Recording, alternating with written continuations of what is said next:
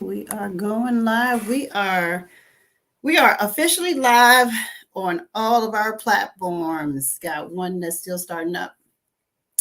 So, welcome everyone to Love, Sex, and Marriage. I am your favorite life coach and certified clinical sexologist, Coach K, here with another amazing topic for our platform. So, if you are joining me, I want you to please make sure that you feel free to share this video with anyone who you feel like may add value or that this video may help. And of course, like and follow whichever platform you're on. We are live on Facebook, Instagram, Clubhouse, as well as YouTube. So, yes, that means that this video will be available for replay. And if you are catching the replay, hashtag replay and share your thoughts with me. So, I'm just positioning this in a way that I can make sure that I can see. There we go. I can see all platforms at one time so that I do not miss any of your comments or questions. So please feel free to ask them. Please feel free to add your value to this because, again, if you know me, you know I am not here to be right. I'm here to be heard and to get these conversations started. So let's dive into today's topic. Today's topic is sex is only a chore when. In other words, when does sex become a chore? Before we dive too deep into this, I just want to remind you that Date Night RVA is officially here. Registration is open. Learn more about Date Night RVA at datenightrva.net. Hello, my awesome husband has joined us here on Instagram. Oh, he makes me smile. So let's talk about it. Sex is a chore. There are a number of reasons why sex can become more of a chore than an enjoyable act that is between two parties, two committed parties. When that happens, a lot of breakdown usually follows. There are many reasons why sex becomes no longer enjoyable by one or both parties in a marriage or relationship. Oftentimes, when it comes to a lack of that physical touch or sex or intimacy in a relationship, a emotional and sometimes even a spiritual disconnection may happen.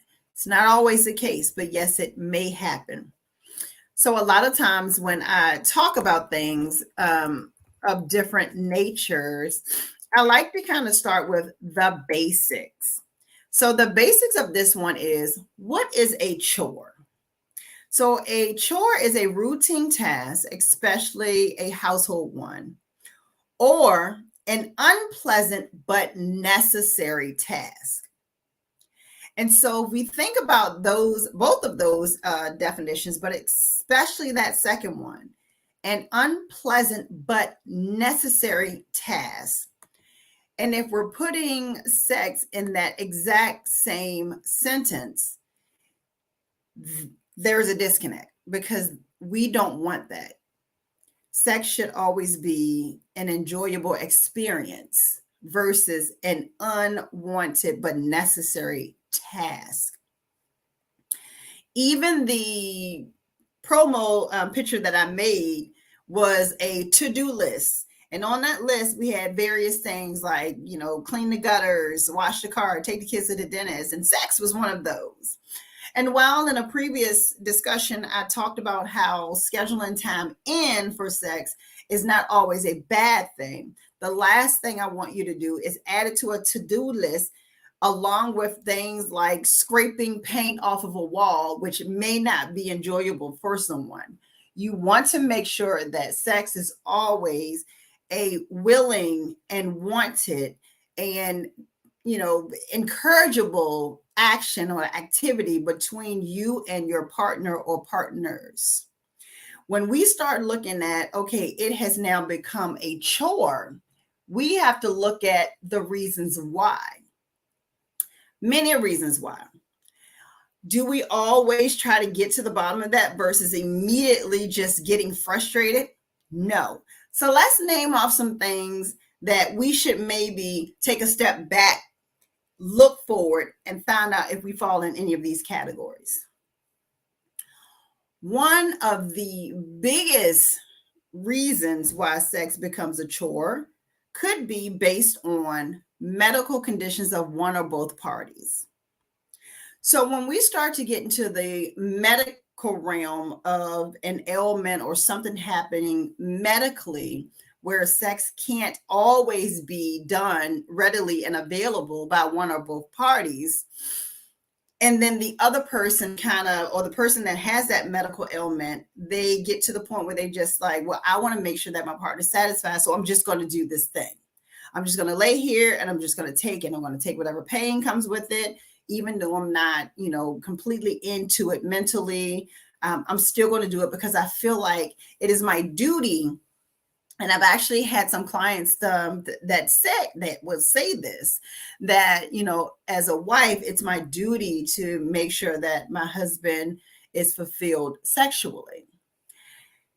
And we really have to be very careful with how we utilize that duty, because eventually it just becomes a transactional thing. And in a marriage or in a committed relationship, your sex should not be such a transactional occurrence versus a wanted, loved, and needed, wanted desire between both parties, actually. So when we think about medical issues come into play, it is perfectly okay to be frustrated with both parties, the person that is actually having the medical thing happening and their partner who has to kind of alter the way they enjoy sex because the partner may be going through some medical things. In that instance, you want to look at what are some alternative things that we can do. How do we build our intimacy outside of the physical act of sex? What are some alternative sex things that we can do that is within the medical realm? Because the medical thing may not always be physical. The medical thing could be whatever medication that one of the person is on causes their libido to become low. So do we look into maybe there are some natural foods that we can eat to kind of raise that up? Or we practice all day foreplay. We start a text thread early in the morning and we start to build up anticipation for the desire to try to stimulate our minds so that our bodies can be stimulated thereafter. Of course, with anything medical, the very first stop is going to be with your primary care. Your doctor should be the one that says, yay or nay, you're able to do X, Y, and Z. If you're medically cleared to engage in sex, then these are when you're looking at some of these open and other alternatives. One of the things that I know when it comes into that medical space with one of the spouses having a medical condition is the other spouse will kind of diminish or quash their voice and speak it up about what they need or, what they're not getting.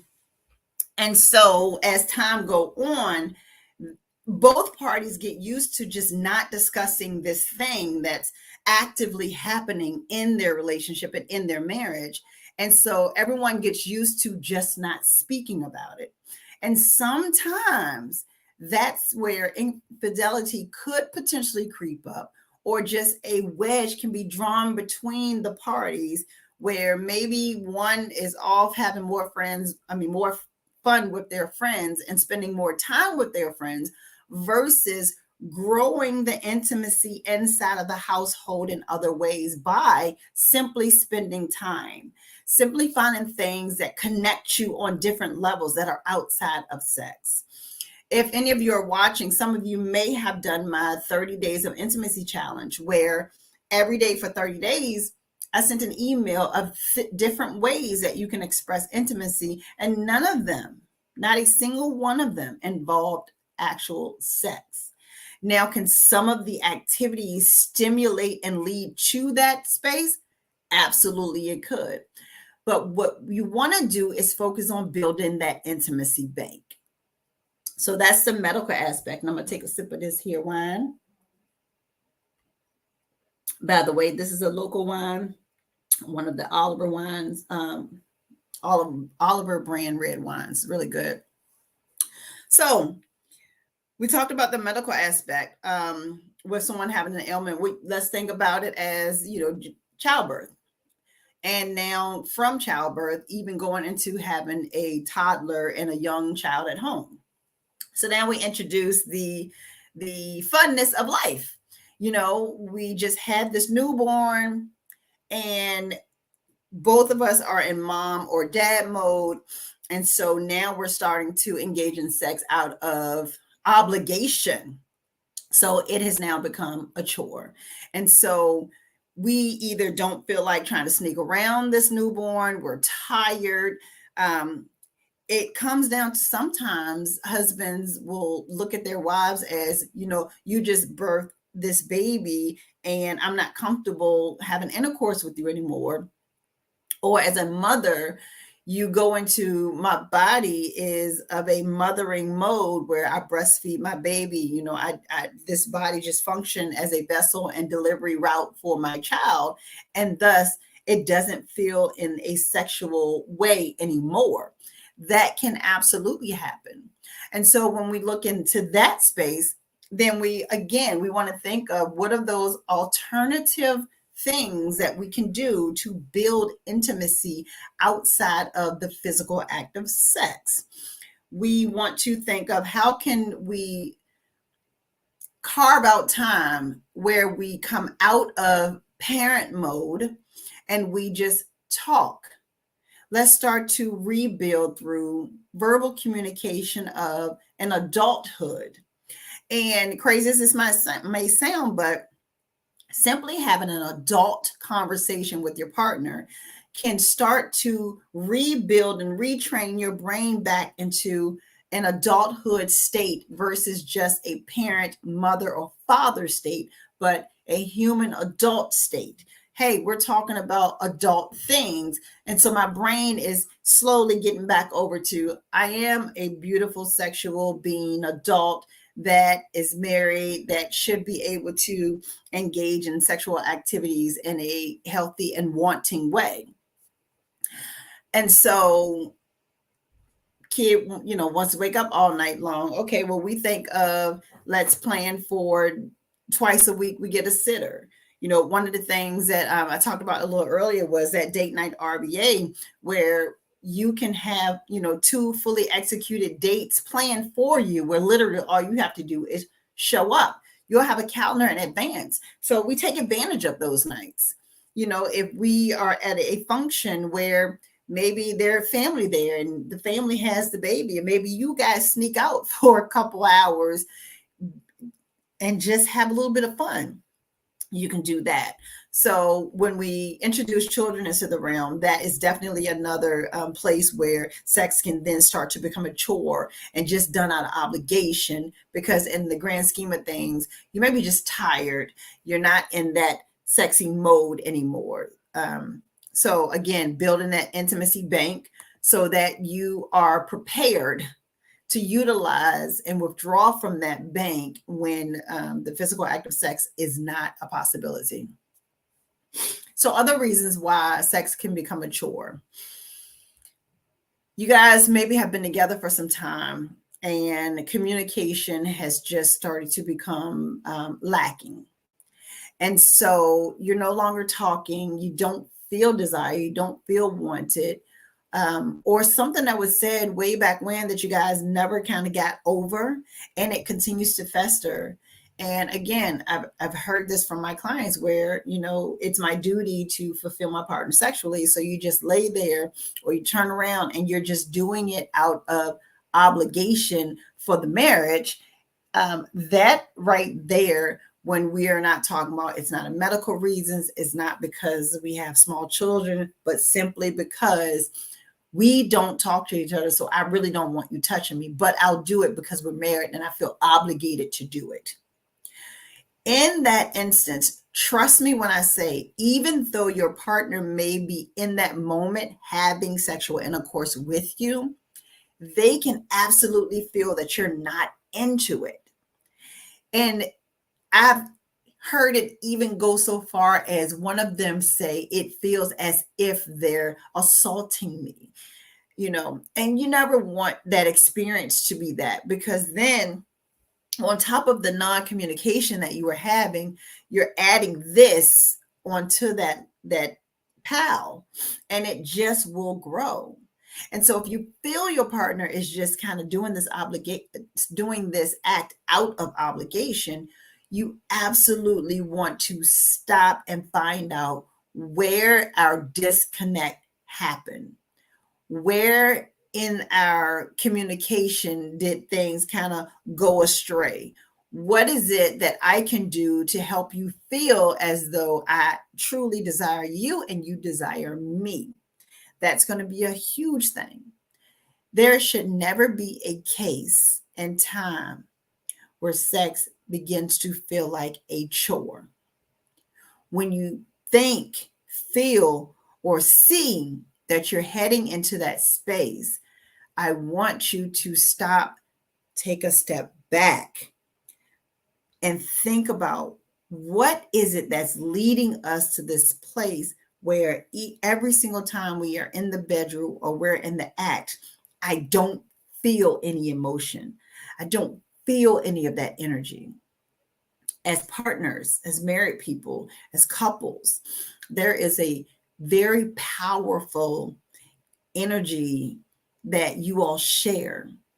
And that energy follows everything you do. It's in your verbal communication. It is high in your nonverbal communication, but it speaks volumes during your sexual communication.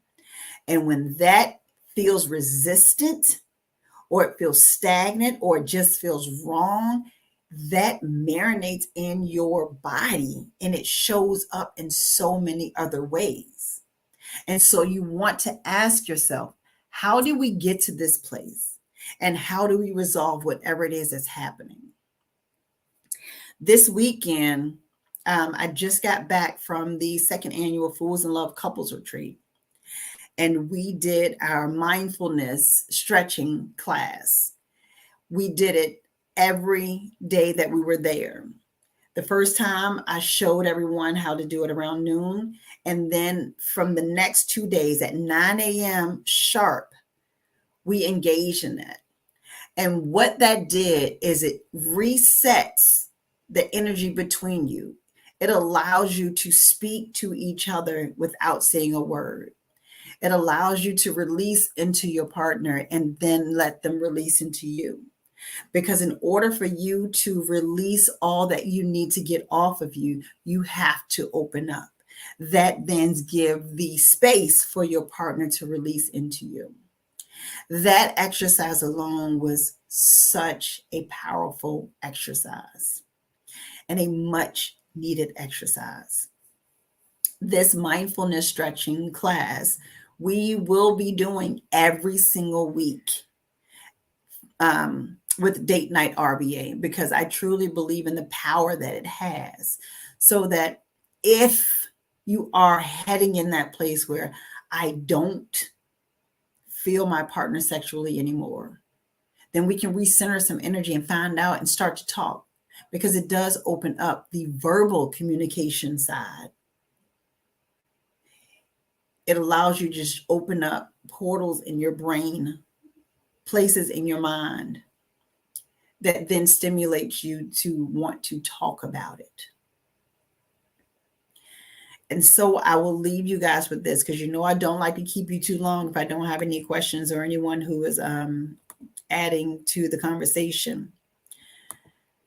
If you're ever finding yourself stuck in a place where you're no longer feeling sexually fulfilled or sexually happy, or the intimacy bank has run too low, I encourage you to truly take that step back, do some mindfulness stretching, do some nonverbal communication, just holding your partner, allowing them to empty themselves into you.